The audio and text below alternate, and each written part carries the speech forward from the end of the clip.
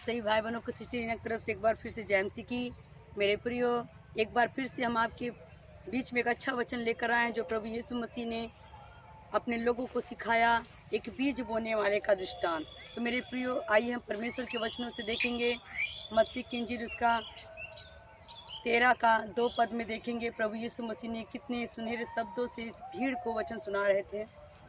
और उसके पास ऐसी बड़ी भीड़ इकट्ठी हुई कि वह नाव पर चढ़ गया और सारी भीड़ किनारे पर खड़ी रही, और उसने उनसे दृष्टांतों में बहुत सी बातें कही। एक बोने वाला बीज बोने निकला। हालेलुया। तो मेरे प्रियो, प्रभु यीशु मसीह एक बार बड़ी भीड़ के साथ जा रहे थे और वो जा कर के नाव में बैठ गए और बहुत बड़ी भीड़ उनके पास लगी हुई थी। प्रभु यीशु मसीह ने वहाँ पर उन्हें दृष्टांतों में कुछ वचन सुनाए।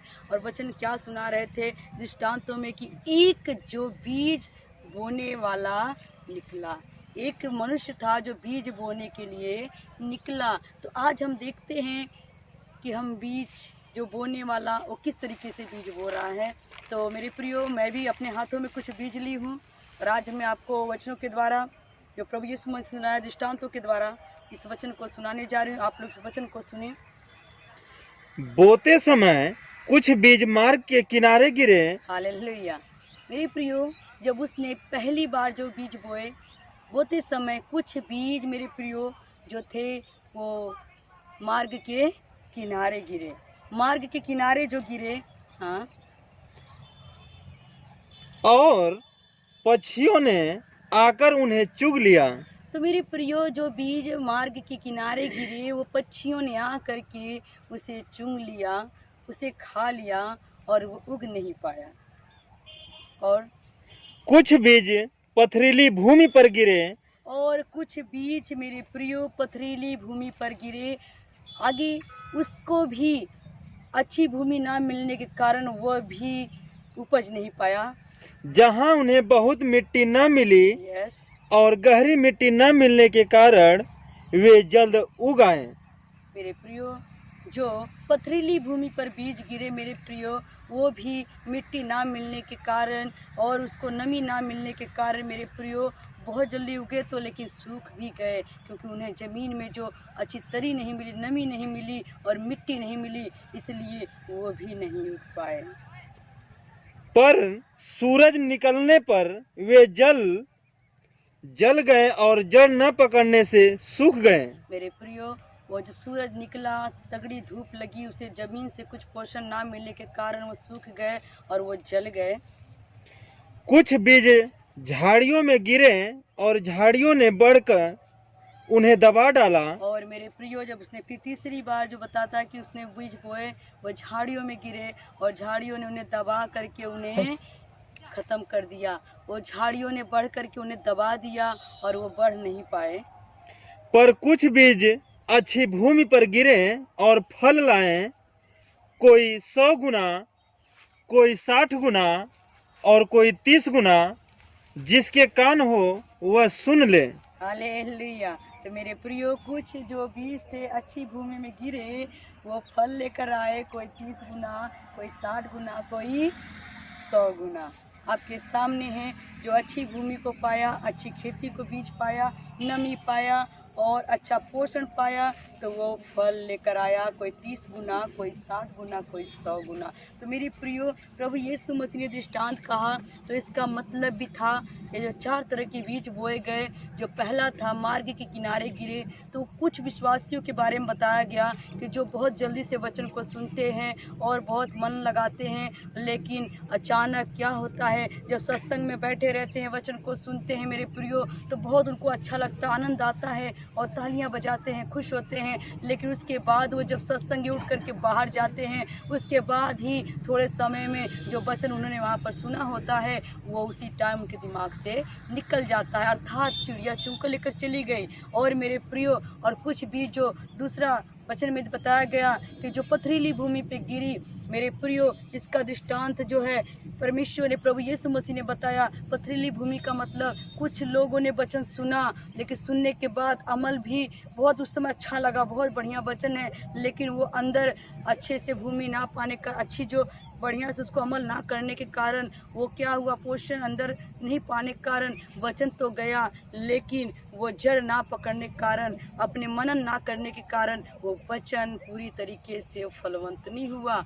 वो सुने तो, लेकिन सुनने के बाद उसको अमल नहीं किया, वचन निकल गया। और जो मेरे प्रियो झाड़ियों में बीज गिरे हैं, वो ये दर्शाता है कि जो झाड़ियाँ थी, जब वो बीज उसमें गिरा वो भी उगा, साथ में झाड़ियाँ भी उगी और झाड़ियों ने उसे दबा दिया। अर्थात कुछ विश्वासी लोग जब संगति में जाते हैं, प्रार्थना भी करते हैं, उपवास भी करते हैं, वचन भी सुनते हैं, लेकिन वो साथ साथ में वो संसार की चिंताओं में, गम में, फिक्रों में मेरे प्रियो वो इतना दब जाते, उलझ जाते हैं कि वो फलवंत नहीं हो पाते हैं। उनके जीवन में वचन काम नहीं कर पाता है। वो संसार की बातों में, संसार के कामों में उलझ जाते हैं। और मेरे प्रियो, जो चौथा दिखाया गया, अच्छी भूमि में, अच्छी भूमि का मतलब कुछ विश्वासी जो होते हैं परमेश्वर के वचन से बहुत ध्यान को सुनते हैं, उसके बाद उस पे मनन करते हैं, दिल मन लगाते हैं और वो वचन को ग्रहण करते हैं और वो वचन को फिर आगे उसको बढ़ाते हैं, उसको शेयर करते हैं, वचन को पूरी रीति से उसको अपने मनन करते हैं।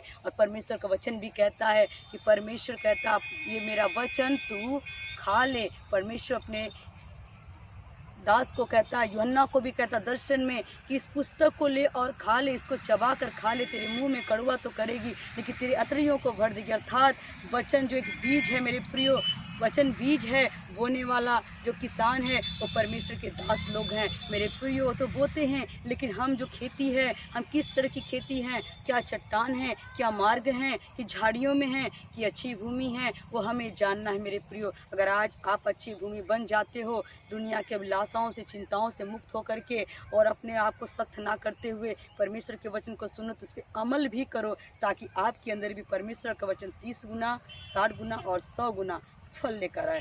मेरी प्रिय, एक छोटी सी मैं आपको कहानी बताना चाहती हूँ। एक राजा था और एक राजा ने अपने महल में एक सुंदर सा तोता पाला और वो राजा सुबह शाम दोपहर तीनों टाइम उस तोते को सिखाता था। एक ही बात सिखाता था, शिकारी आएगा, दाना डालेगा, जाल फेंकेगा, पर फंसना वसना नहीं। वो सुबह शाम और दोपहर को अपने तोते को सिखाता रहता था, उसको बार बार कंटिन्यू उसको वो सिखाता रहता था। कुछ दिन बीत गए, राजा को लगा कि मैंने अपने तोते को बहुत अच्छा शिक्षा दिया है, ज्ञान दिया है, अब मेरा तोता लगता है सीख कर परिपक्व हो चुका होगा, मेरे तोते ने इस पर अमल कर लिया होगा, तो आज मैं इसकी परीक्षा लेता हूँ मेरे प्रियो।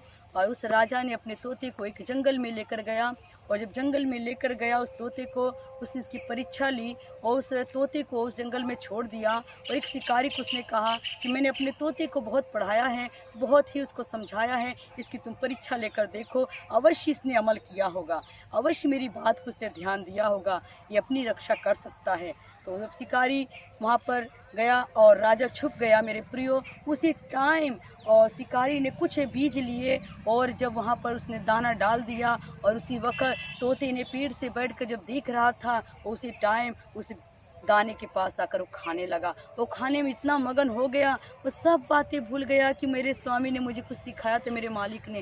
वो खाने में व्यस्त हो गया और शिकारी ने उसी टाइम उसके ऊपर जाल डाल दिया और उसको फंसाया और लेकर चला गया। फिर तोते को जो पकड़ के लेकर चला गया तो राजा को एहसास हुआ कि मैंने इतने दिनों से, इतने सालों से अपने तोते को कितनी बातें सिखाई कि शिकारी आएगा, दाना डालेगा, जाल फेंकेगा, पर फंसना वसना नहीं। अर्थात मेरे प्रियो, लेकिन वो फंस गया। कुछ विश्वासियों का जीवन ऐसा ही है, वो विश्वासी तो हैं, वचन को सुनते हैं लेकिन उस पर मनन नहीं करते, अमल नहीं करते हैं, एक कान से सुनते हैं और दूसरे कान से निकाल देते हैं। मेरे प्रियो, मेरे कहने का मतलब यही है कि आज आप वचन को जो सुनते हो तो उसको अमल करने की कोशिश करें, क्योंकि परमेश्वर का वचन कहता है कि प्रभु यीशु मसीह कहता है कि वचन को जो लोग, बाइबल कहता है कि जो मेरी आज्ञा को मानते हैं, मेरे वचन को मानते हैं, उस पर चलते हैं, मनन करते हैं, तो परमेश्वर से खुश होता है। मेरे प्रियो, वचन को सुनने की बहादुरी नहीं, उसको अमल करना है, उसको ग्रहण करना, उस पर चलना भी है मेरे प्रियो।